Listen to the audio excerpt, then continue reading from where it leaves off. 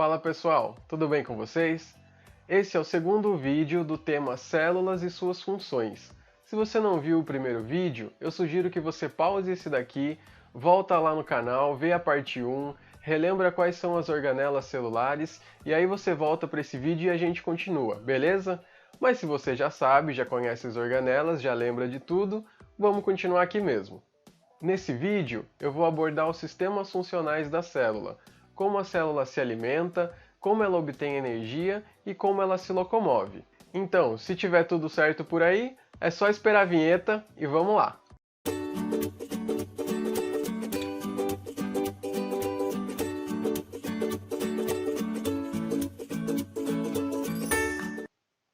Bom, como eu disse anteriormente, a célula é um organismo vivo, e como qualquer organismo vivo, ela precisa de energia que é retirada de alguns nutrientes. Esses nutrientes eles entram na célula seja por difusão ou por transporte ativo.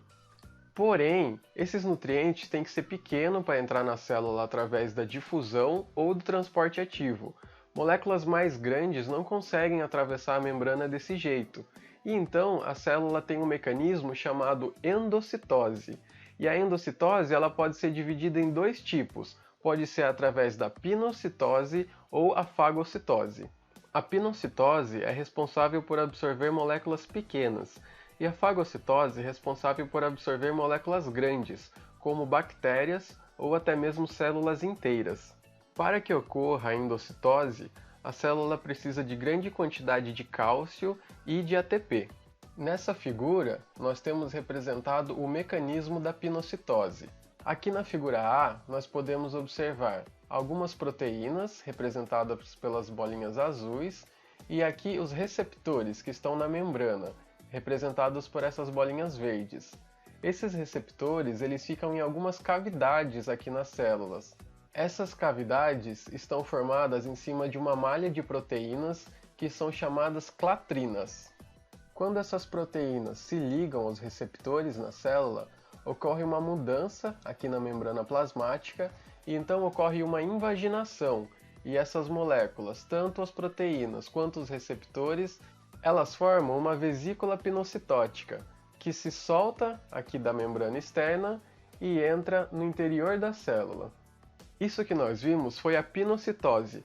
A fagocitose é basicamente a mesma coisa, porém, ao invés de moléculas pequenas, são partículas grandes. E apenas algumas células realizam a fagocitose, como macrófagos e alguns leucócitos. A célula já realizou a ingestão, e agora ela precisa fazer a digestão dessas partículas. Quando essas vesículas entram no meio intracelular, alguns lisossomos se ligam a essas vesículas e então liberam suas hidrolases dentro desse meio.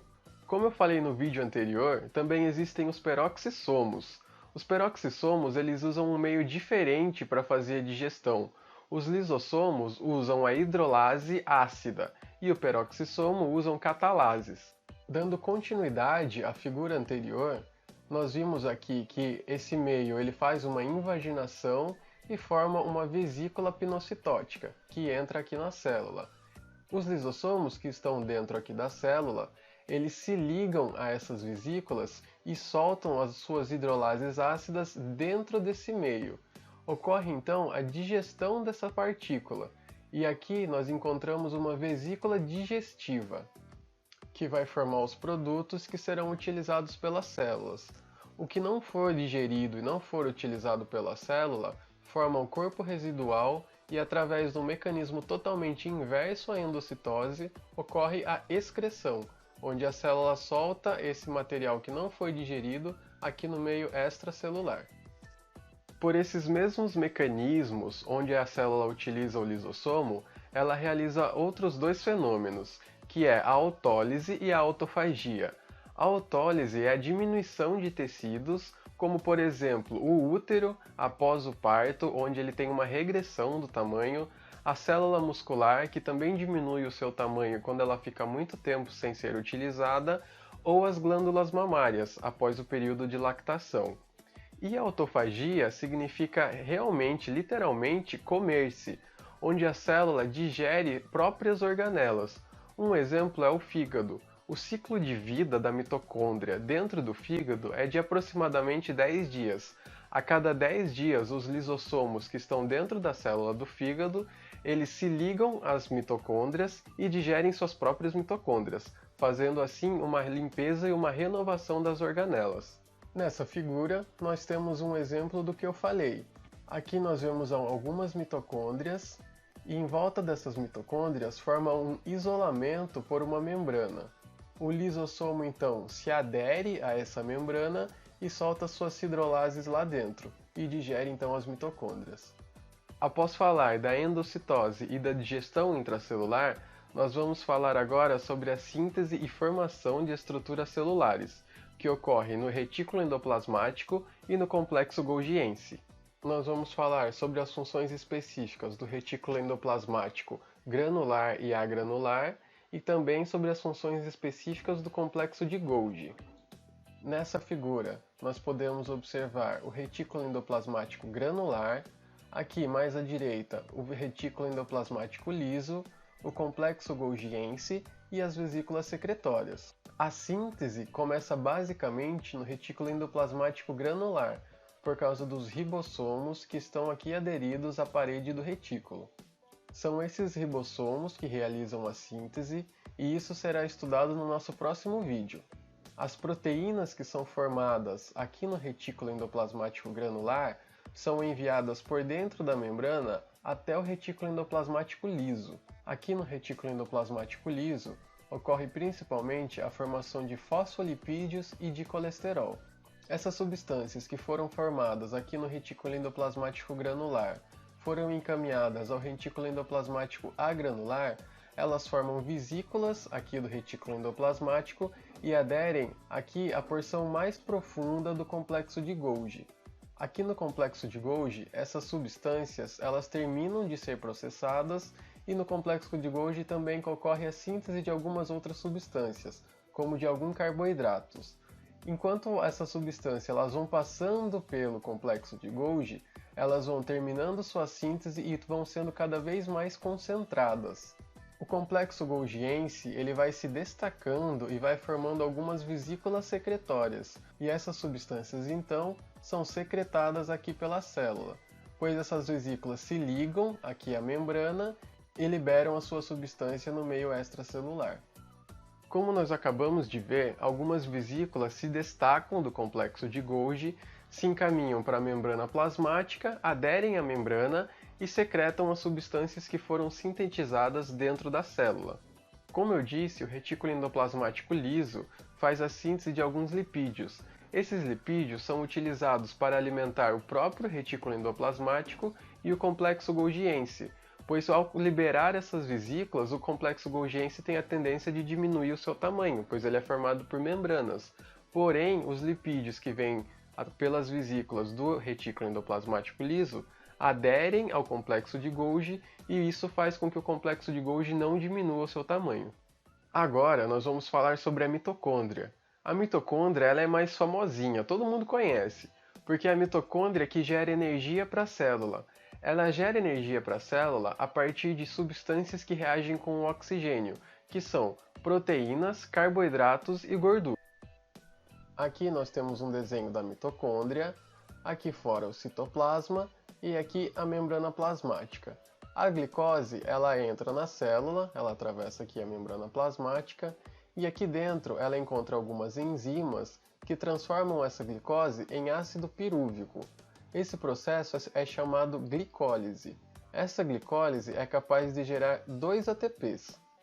O ácido pirúvico então é capaz de entrar aqui na mitocôndria, onde ele vai ser processado e vai virar acetilcoenzima A, e essa acetilcoenzima A vai entrar no ciclo de Krebs, que ocorre aqui dentro da mitocôndria, e a partir disso a mitocôndria consegue gerar 36 ATPs. Se a gente for comparar, aqui no ciclo de Krebs com 36 ATPs, é bem maior do que a glicólise fora da mitocôndria, que gerou apenas 2 ATPs. Ou seja, 5% da energia vem aqui da glicólise, que ocorre no citoplasma fora da mitocôndria, e 95% da energia vem de dentro da mitocôndria, que ocorre aqui no ciclo de Krebs. Aqui nós temos as características funcionais do famoso ATP. ATP significa trifosfato de adenosina. Por quê? Aqui tem 3 radicais de fosfato ligados a uma adenosina, que é uma adenina aqui em cima e uma ribose aqui embaixo. Se a gente observar, entre o terceiro e o segundo radical aqui de fosfato, eles têm essa ligação que parece um tiozinho, tá vendo? As outras são retinhas, mas aqui entre o terceiro e o segundo tem essa ligação que é chamada ligação de alta energia. Essa ligação é chamada de alta energia porque ela contém aproximadamente 12.000 calorias por mol de ATP. E quando um fosfato é liberado, essas 12.000 calorias são liberadas também pelo ATP, que vai ser usado como energia pela célula. Então, se isso daqui é um ATP, TP é mais ou menos porque tem 3 P's, que são 3 fosfatos. Quando o ATP, que é o trifosfato de adenosina, perde esse último radical aqui de fosfato, ele fica com apenas 2 radicais. Então, ele vira um ADP, que é um difosfato de adenosina. Resumindo, a célula precisa de energia. E da onde vem essa energia? Vem da liberação do último radical de fosfato do ATP, transformando um ATP em ADP. Mas e aí, você liberou o último radical, transformou seu ATP em ADP, ou seja, você usou o ATP, e aí você fica sem, você tem que fabricar outro, como funciona? A célula, dentro da mitocôndria, lembra que eu falei que lá no ciclo de Krebs ela consegue gerar 36 ATPs? Ou seja, ela consegue pegar 36 ADPs e colar um radicalzinho de fosfato ali no final. Isso ela consegue através da energia que também vem lá dos nutrientes, da glicose, do carboidrato, das proteínas, aminoácidos, gorduras e ácido graxo.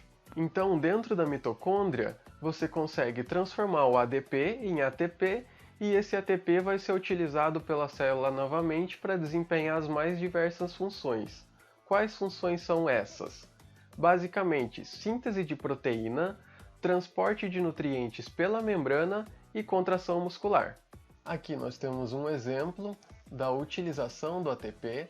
Aqui, para o transporte através da membrana, ele era um ATP, ele libera o último radical, vira um ADP, ele dá essa energia para a célula e ela consegue fazer o transporte ativo aqui na membrana.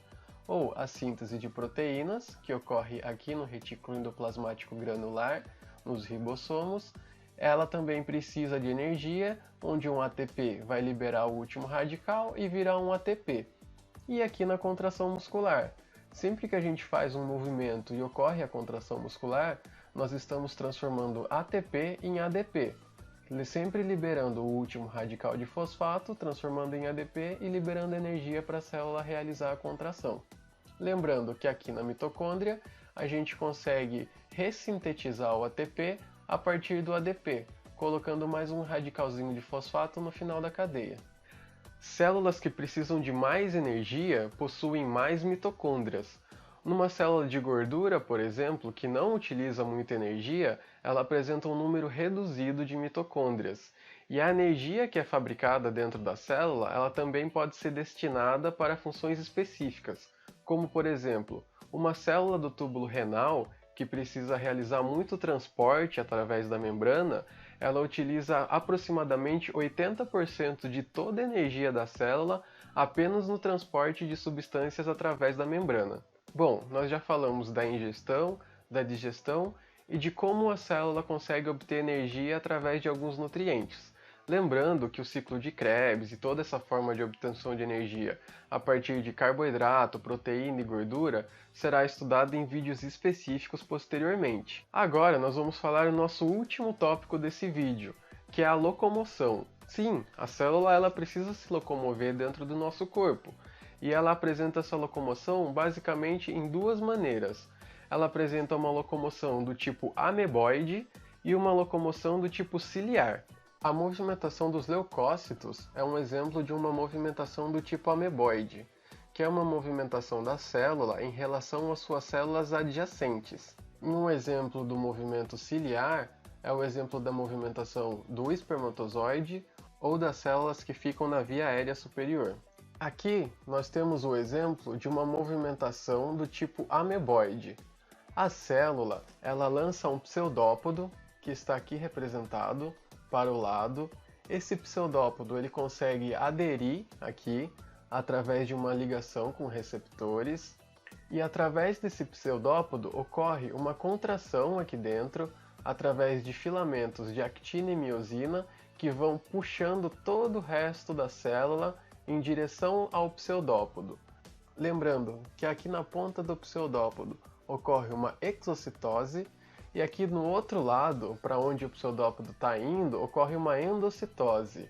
A membrana ela vai se invaginando, forma vesículas aqui no interior da célula, e essas vesículas vão sendo encaminhadas lá para o outro lado. É assim que o leucócito se movimenta do sangue para os tecidos, onde ele forma os macrófagos teciduais. Esse é um exemplo também de como as células embrionárias migram para a parte periférica do feto para que ele possa crescer, e assim ocorra o desenvolvimento do embrião.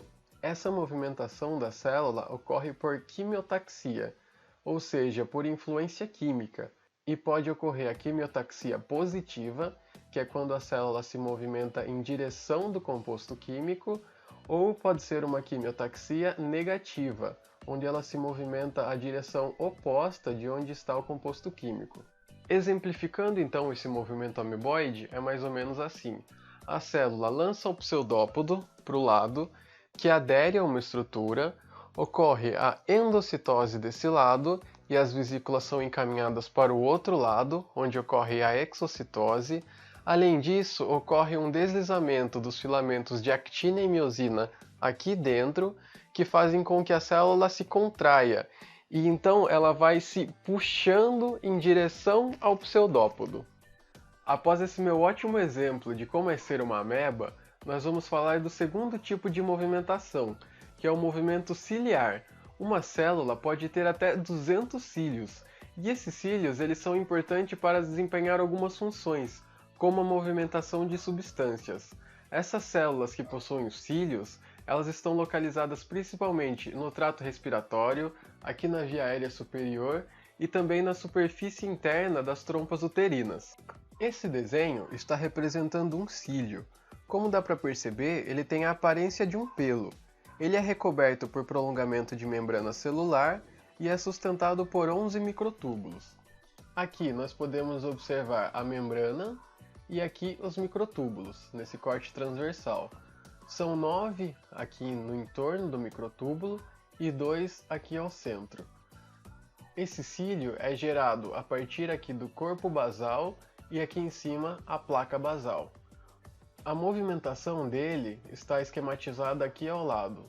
Ele tem uma movimentação para frente, que é mais rápida, e aqui uma movimentação para trás, que é mais devagar. Ou seja, ele vai rápido para frente e é bem devagar para trás. Ele vai rápido para frente e esse vai devagar para trás. Esse movimento é como se fosse de um chicote.